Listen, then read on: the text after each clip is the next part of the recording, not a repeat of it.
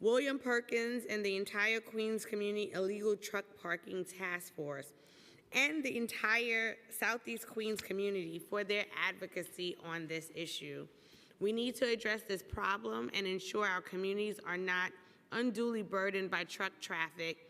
And with that, I encourage my colleagues to vote aye on this important piece of legislation. Thank you.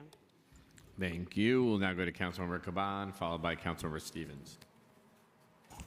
Thank you.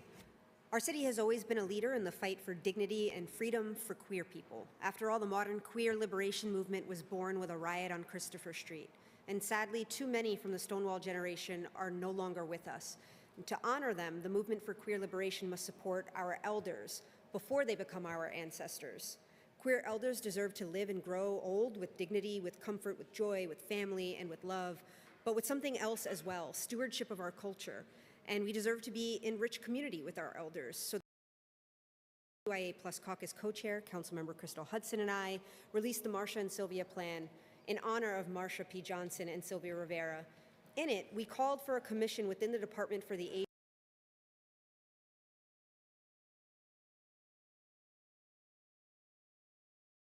older adults. By passing today's legislation, we will create that commission, and I look forward to remaining involved with the administration next session, helping to identify commissioner appointments and developing requirements for their report. This ledge would not have been possible without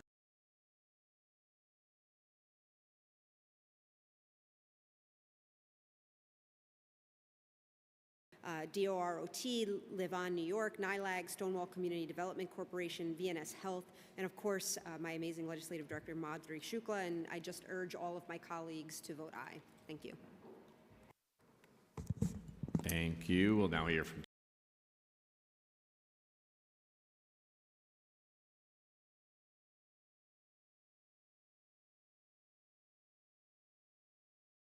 legislation that's a small step towards enhancing efficiency, transparency, and accountability in the procurement process for the human service sector in the city. Intro 511 will require the Chief Procurement Officer to conduct the study and issue reports on the timing, durations of city procurement process for human service contracts. The report would identify the steps in the procurement process for those contracts and evaluating the time needed to complete each step. It will provide recommendations for the Procurement Policy Board, PPB, for setting procurement timeline that is required by the city charter. It is an in-depth examination will allow us to identify any inefficiencies in this current process, ultimately working to streamline the process and ensure timely deliverance of services and money provided to nonprofit organizations that serve young people and families that need it the most. Our city cannot run without the work of the human service sector. As in most cities, the most vulnerable time we have, as in most places, the nonprofit sector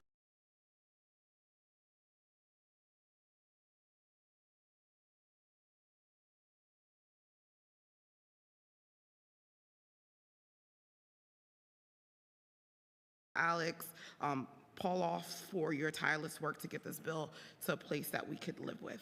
Thank you all. And I encourage everyone to vote aye. Thank you. We'll now hear from Councilmember Frias, followed by Councilmember Vilas. Thank you, Majority Leader. It's what you've all been waiting for, Intro 1012A. The industrial sector is critical to our city's economy, infrastructure, and daily functioning. Industrial jobs offer pathways to the middle class for hundreds of thousands of New Yorkers. With a workforce that is over 80%